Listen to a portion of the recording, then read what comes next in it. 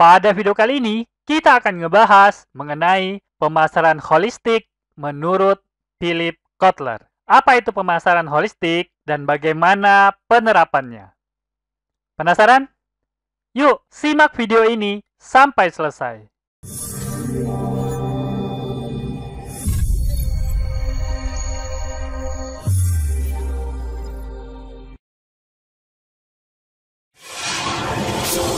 Assalamualaikum warahmatullahi wabarakatuh. Ketemu lagi bersama saya, Kanada Kurniawan, dan masih di channel kita, Projasa Web. Pada kesempatan kali ini, kita akan ngebahas lebih detail mengenai pemasaran holistik menurut Philip Kotler. Yuk, tanpa berlama-lama, kita langsung masuk ke pembahasannya. Oke, sebelum kita masuk lebih jauh mengenai pemasaran holistik, teman-teman harus tahu dulu istilah pemasaran holistik atau holistic marketing dan holisme. Nah, menurut W3 Lab, ini konsep pemasaran holistik itu berdasarkan filosofi holisme. Nah, itulah kenapa kita membahas holisme pada kesempatan kali ini. Nah, yang perlu teman-teman ketahui, holisme itu berasal dari bahasa Yunani ya, holos, yang berarti semua atau keseluruhan. Nah, artinya sendiri, holisme itu adalah gagasan yang menyatakan bahwa berbagai sistem harus dipandang sebagai suatu keutuhan, tidak hanya sebagai kumpulan dari beberapa bagian. Jadi holisme itu bisa diterapkan di berbagai bidang ya. Salah satunya bisa diterapkan ke bidang pemasaran. Nah, kalau pemasaran diterapkan atau digabung dengan pemahaman holisme, maka jadilah pemasaran holistik atau holistic marketing. Oke, jelas ya?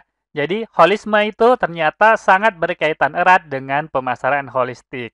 Nah, konsep holisme ini sendiri, ini katanya itu berasal dari Aristoteles. Nah, itulah kenapa saya cantumkan gambarnya patung Aristoteles ya. Nah, Aristoteles sendiri itu lahirnya sebelum tahun Masehi ya, 384 tahun sebelum Masehi. Jadi udah lama banget dan konsep holisme ini memang udah lama banget dikenal. Tapi mungkin teman-teman baru-baru aja ya mendengar tentang pemasaran holistik. Nah, oke, kita lanjut ya. Selanjutnya, barulah kita bahas lebih dalam mengenai holistic marketing atau pemasaran holistik. Coba teman-teman lihat ini gambar ini merupakan gambar buku ya.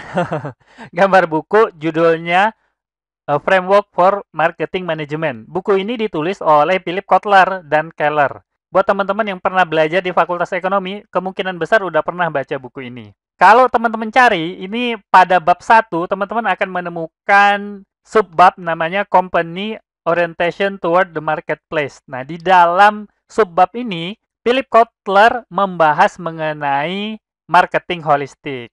Nah, dalam subbab itu juga, Philip Kotler itu membahas mengenai konsep pemasaran. Nah, buat teman-teman yang belum tahu mengenai konsep pemasaran, saya ada membuat video khusus mengenai konsep pemasaran ini. Cari aja di YouTube, kemungkinan besar akan muncul pada urutan pertama ya, video dari Projasa Web.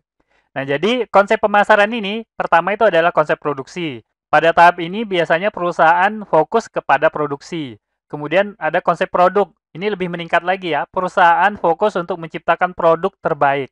Kemudian meningkat lagi konsep penjualan. Jadi perusahaan tidak hanya fokus pada produk, tapi juga fokus pada penjualan. Kemudian ada konsep pemasaran. Ini pada konsep ini, perusahaan berfokus pada pelanggan ya, kepada customer-nya.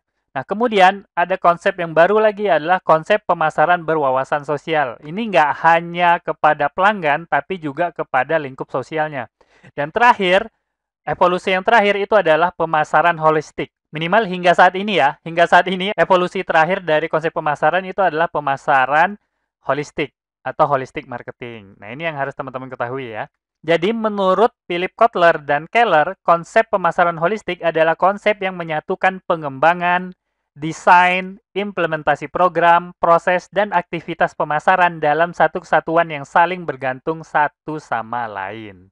Oke, sampai di sini mungkin belum terlalu jelas ya, atau mungkin malah makin bingung gitu. Apa sih sebenarnya pemasaran holistik ini? Nah, oke, kita lanjut ya. Oke, jadi pengertian pemasaran holistik itu adalah konsep pemasaran yang mempertimbangkan keseluruhan bagian bisnis dan semua saluran pemasaran yang berbeda sebagai suatu kesatuan sistem yang saling bekerja sama.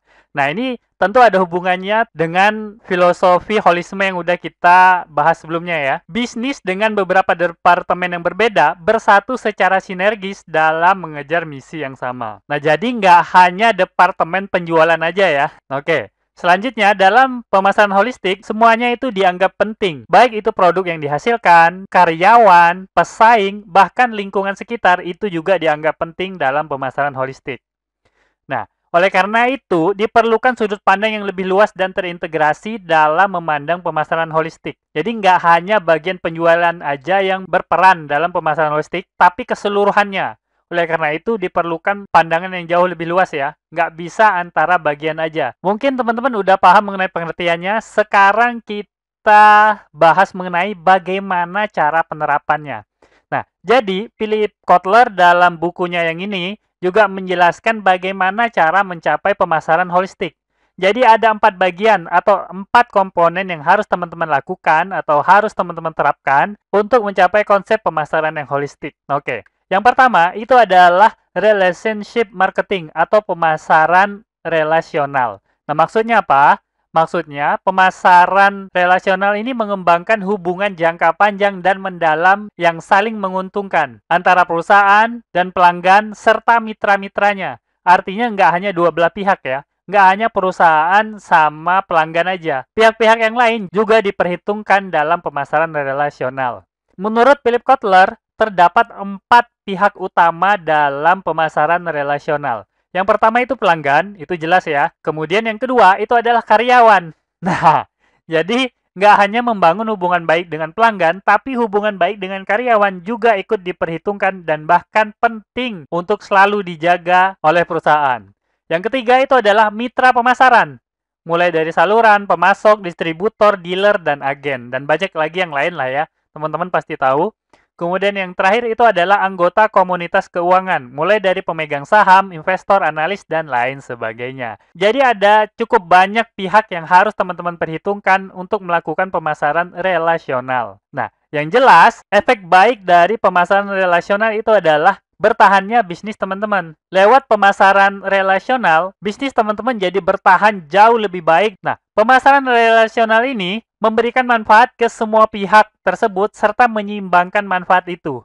Jadi fokusnya itu jangan sampai dari 4 pihak tersebut ada yang tidak mendapatkan manfaat atau mendapatkan manfaat yang minimal. Jadi harus dipastikan 4 pihak tersebut mendapatkan manfaat yang maksimal dan seimbang. Seimbang itu bukan berarti sama ya, tapi sesuai dengan kebutuhan. Manfaat utama dari pemasaran relasional ini menurut Philip Kotler itu adalah terciptanya jaringan pemasaran atau marketing network yang dimiliki oleh perusahaan. Nah, dengan marketing network inilah perusahaan dapat bertahan dari berbagai terpaan masalah yang menghadang. Nah, salah satu contoh pemasaran relasional, perusahaan membuat penawaran, layanan, dan pesan berbeda kepada pelanggan individu. Nah, berdasarkan informasi tentang transaksi masa lalu, demografi, psikografi, dan referensi media serta distribusi mereka. Ini biasa kita sebut dengan personalisasi. Nah, jadi bisa teman-teman bayangin ya, teknologi personalisasi itu bisa menjadi bagian dari pemasaran relasional. Itu dalam rangka menjalin hubungan baik dengan pelanggan. Nah, itu baru satu ya. Untuk karyawan juga ada seperti itu. Teknik-teknik yang teman-teman terapkan untuk menjalin hubungan baik dengan karyawan, antara perusahaan dan karyawan. Begitu juga dengan pihak-pihak yang lain. Jadi, nggak hanya fokusnya kepada pelanggan, tapi ke 4 pihak yang udah disebutin sebelumnya. Nah, oke, itu yang pertama ya, yang harus teman-teman siapkan. Yang kedua, itu adalah integrated marketing atau pemasaran terpadu. Ini udah sering banget teman-teman dengar ya.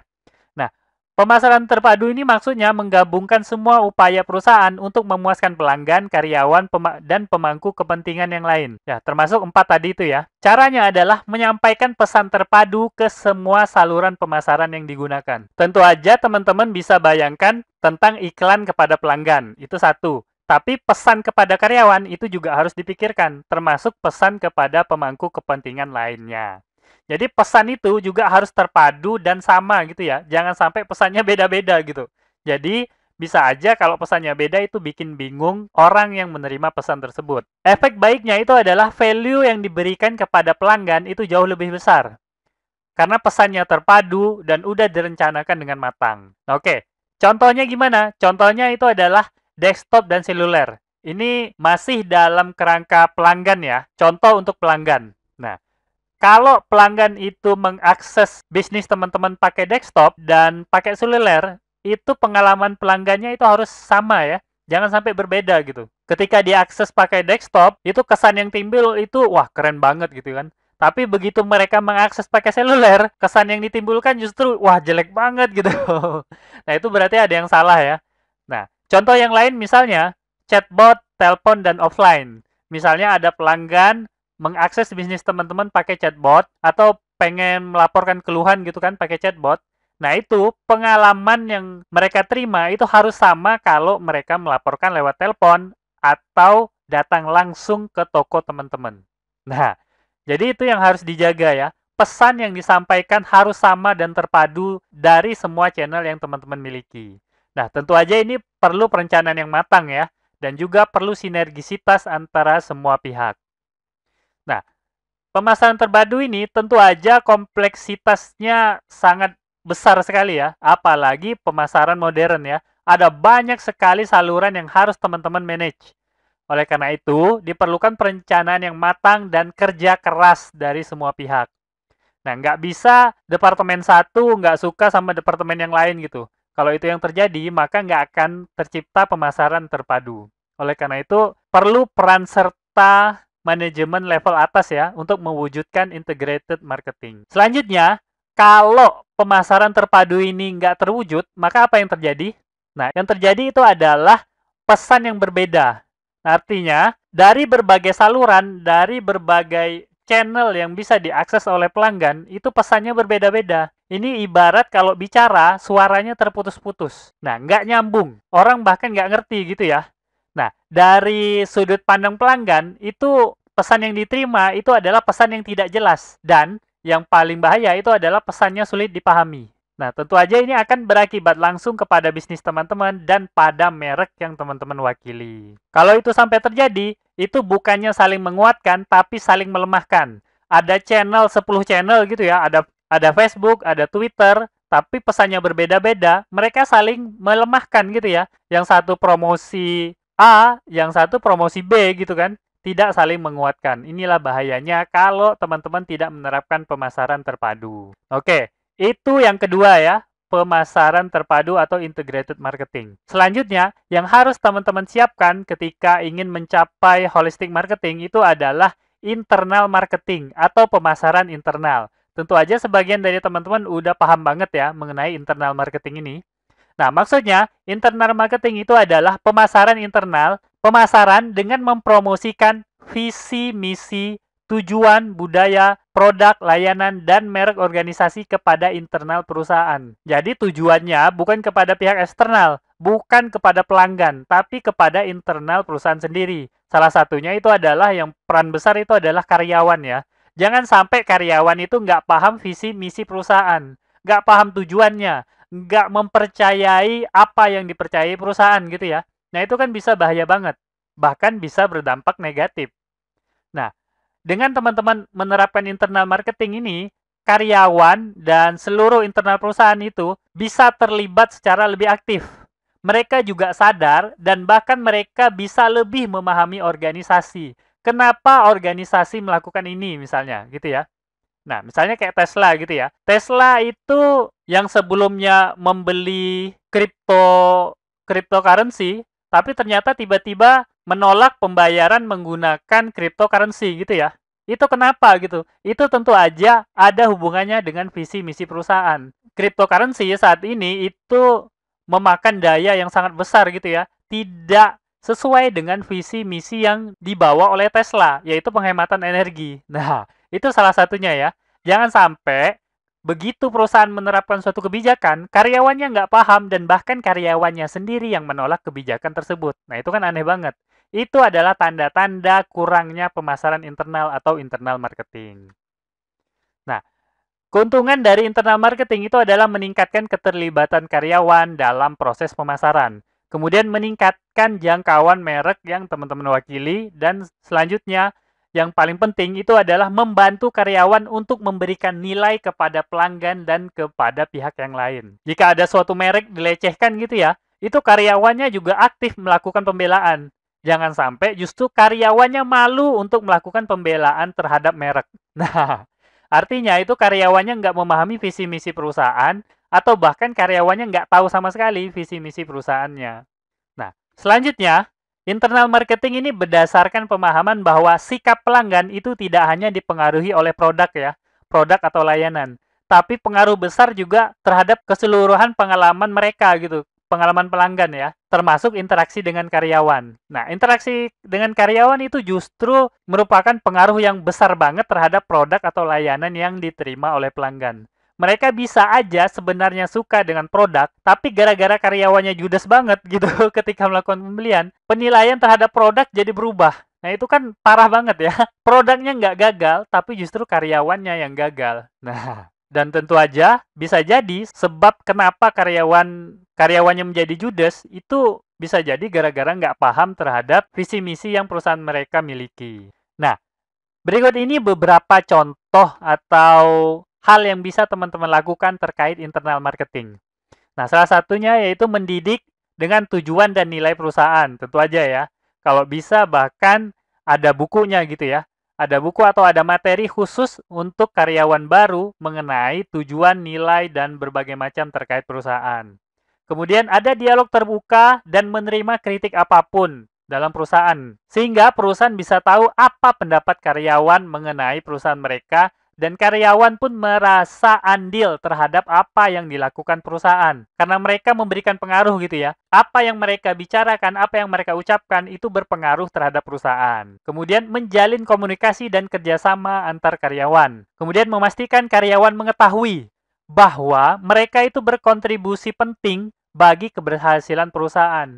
Nah, bayangin aja ya. Coba teman-teman ingat cerita-cerita tentang marketing itu salah satunya kan ada cerita tentang seorang tukang sapu, tapi di NASA gitu ya. Nah, bahkan tukang sapunya itu percaya bahwa apa yang ia lakukan itu membantu orang untuk sampai ke bulan gitu. Nah, itu merupakan internal marketing yang sangat baik yang udah dilakukan oleh NASA. Saya nggak tahu itu cerita benar apa enggak ya, tapi yang jelas saya pernah dengar cerita seperti itu, tapi itu merupakan contoh internal marketing yang sangat baik. Nah, cara selanjutnya yang bisa teman-teman lakukan tentu aja pelatihan ya. Pelatihan kepada karyawan mengenai berbagai hal termasuk tentang perusahaan. Nah, oke, itu merupakan komponen ketiga dari pemasaran holistik. Nah, selanjutnya komponen terakhir itu adalah performance marketing atau pemasaran kinerja. Nah, pemasaran kinerja itu adalah istilah komprehensif yang mengacu pada program pemasaran yang diukur dengan tercapainya tindakan tertentu. Nah, menurut Philip Kotler, kinerja itu yang dimaksud kinerja itu bisa banyak banget. Bisa jadi pangsa pasarnya, bisa jadi kepuasan pelanggan, bisa jadi kualitas produk, bisa jadi hukum sosial. Nah, bayangin ya, hukum sosial itu juga bisa menjadi basis kinerja dari pemasaran. Nah, bisa juga etika. Nah, jadi apakah tindakan perusahaan itu sudah sesuai dengan etika? Dan bahkan bisa juga lingkungan perusahaan. Nah, artinya, kinerja yang dimaksud itu nggak hanya duit, tidak hanya penghasilan, tidak hanya penjualan. Jadi ada banyak sekali dimensi kinerja yang bisa diperhitungkan dalam pemasaran kinerja. Nah, kalau teman-teman membatasinya hanya dengan kinerja keuangan, maka itu akan sangat sempit sekali pemasaran yang dimaksud. Bahkan dalam bukunya, Philip Kotler itu menjelaskan bahwa ada perusahaan yang melakukan evaluasi sampai kepada dampak sosial dari apa yang mereka lakukan. Jadi proses pemasarannya, produknya itu dampak sosialnya seperti apa. Nah, seperti itu ya. Jadi kalau dampak sosialnya itu jelek, maka pemasaran berbasis kinerjanya itu bisa dinyatakan gagal. Nah, dengan begitu teman-teman bisa mencapai pemasaran kinerja yang dimaksudkan oleh Philip Kotler. Nah, tentu saja kalau kita udah ngomongin pemasaran yang luas seperti ini, itu diperlukan pemahaman tentang manfaat finansial dan manfaat non-finansial. Jadi penting banget ya, manfaat non-finansial ini kadang-kadang kita itu nggak bisa melihatnya atau nggak bisa merasakannya. Tapi itu jelas berdampak positif buat bisnis. Nah, manfaat finansial dan non-finansial ini juga bagi bisnis, bahkan juga pada masyarakat ya. Jadi kalau dampaknya itu diterima oleh masyarakat, itu juga nilai plus. Bisa jadi kinerjanya dinilai baik kalau masyarakat mendapatkan manfaat, nggak hanya bisnis teman-teman. Oke, nah itulah ya. Itu dia 4 komponen yang dipaparkan oleh Philip Kotler. Selanjutnya kita sampai kepada simpulan. Jadi simpulannya itu adalah konsep ini sangat penting untuk dipahami dan diterapkan. Artinya kemungkinan besar video singkat ini nggak akan cukup buat teman-teman untuk memahami semuanya. Jadi teman-teman haruslah mempelajari secara lebih dalam mengenai konsep pemasaran holistik ini. Harus baca lebih banyak, harus tonton video yang lebih banyak juga mengenai pemasaran holistik ini, supaya teman-teman bisa menerapkan pada bisnis teman-teman masing-masing. Oke, selanjutnya kalau teman-teman pengen penjelasan yang lebih lengkap, teman-teman bisa mengakses projasayap.com/pemasaran holistik. Saya secara rutin melakukan update terhadap artikel ini, jadi semoga aja teman-teman bisa mendapatkan manfaat lebih banyak lewat artikel saya pada link tersebut. Nah, oke, mungkin itu aja yang bisa saya sampaikan pada video kali ini. Semoga aja video ini dapat bermanfaat buat teman-teman, dan saya akhiri. Assalamualaikum warahmatullahi wabarakatuh. Oke, seperti biasa, jika ada yang salah dari apa yang saya sampaikan, tolong teman-teman ingatin ya. Jangan sampai nggak diingatin, supaya saya dapat melakukan perbaikan pada channel ini dan pada diri saya sendiri. Dan jika ada pendapat yang berbeda, teman-teman bisa masukin ke kolom komentar, supaya kita bisa berdiskusi. Jika ada masukan, teman-teman jangan sungkan untuk menyampaikannya, karena saya sangat terbuka dengan segala macam masukan. Dan jika teman-teman memiliki usulan pembahasan, cantumkan juga di kolom komentar, supaya semua usulan teman-teman dapat saya wujudkan dalam bentuk video. Buat yang belum tahu, video ini adalah bagian dari program Akademi Projasa Web, tempat di mana teman-teman bisa belajar digital marketing secara gratis. Caranya mudah, cukup kunjungi projasaweb.com/akademi. Ada ratusan artikel dan video yang dapat teman-teman pelajari. Jika ada pertanyaan mengenai materi, teman-teman tinggal hubungi saya melalui email info@projasaweb.com. Gratis tanpa biaya apapun. Harapannya dengan program ini semakin banyak orang yang memahami digital marketing.